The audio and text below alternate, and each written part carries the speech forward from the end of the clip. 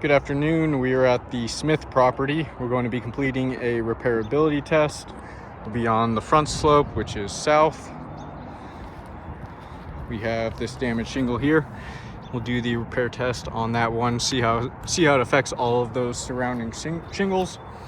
I'll give you an overview of all of those surrounding shingles before we get started, showing you the current condition, and we'll take a look once we're all finished and see those results. For my tools, I'll be using a flat bar, hammer, putty knife, and roof snake. Then we have this 45-degree angle tool that we'll use to give us a representation for what 45 degrees looks like.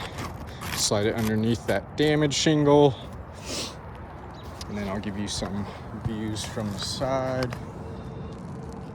So that is 45 degrees right there, and throughout the repairability test, when we're lifting those shingles, we're going to do our best to not lift those shingles any higher than 45 degrees.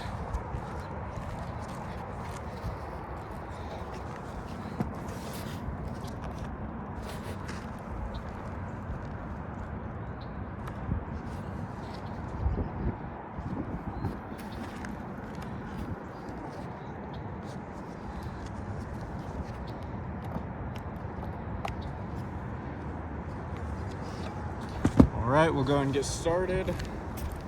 Start by getting all of those surrounding shingles unsealed. We'll use the putty knife to unseal the top shingle.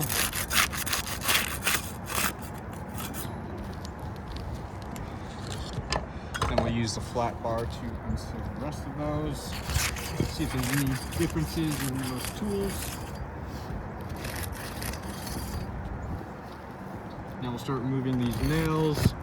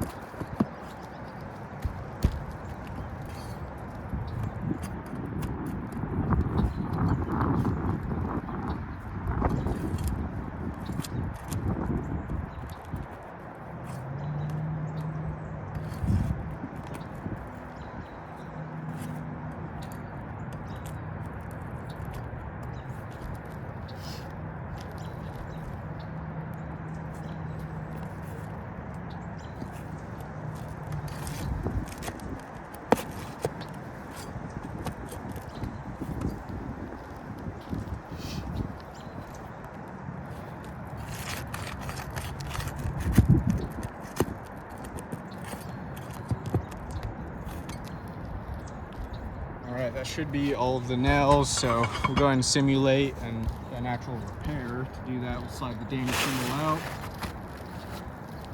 and we'll slide it back in, doing all the same motions you would for an actual repair. So that should give us the most accurate results in determining whether or not this roof is repairable.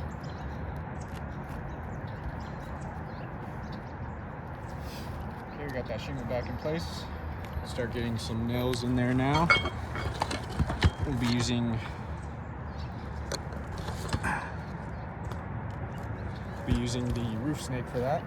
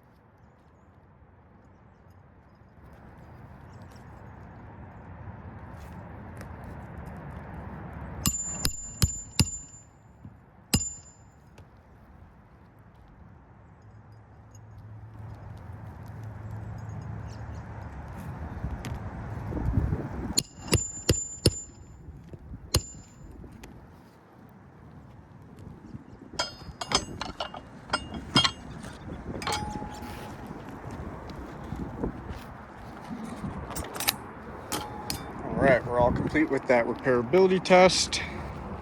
Give you another overview of all of those surrounding shingles.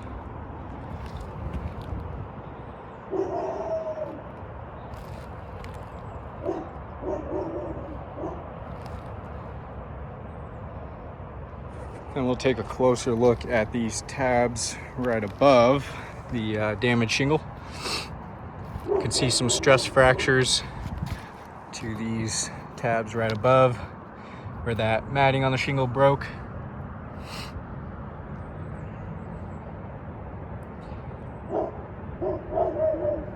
So those stress fractures will be damaging the integrity of that shingle.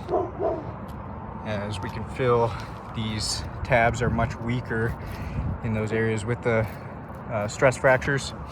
So that's going to not allow those shingles to do exactly what they're designed to do as best as they should. You can see a pretty big difference. You can see these shingles up here are still sealed down, unaffected from the repairability test. You can see the difference between those compared to this one down here. You can see that stress fracture damaged there. These ones are not damaged. Pretty big difference in the condition of those shingles. Same thing here, stress fracture all across.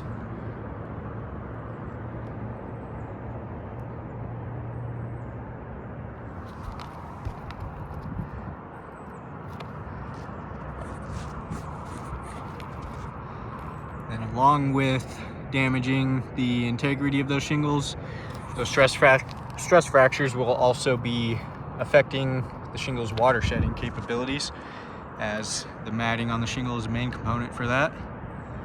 And then we can see in a lot of those areas some pretty significant granule loss as well, where those stress fractures are. And I know the granule loss is not considered damage, but the purpose of those granules is to protect that matting from weathering. So when you do have areas with those stress fractures, we can see that the already broken matting is not going to be as protected. So that damaged matting will deteriorate quicker, leading to more damages. And then we'll take a look at any mat transfer underneath.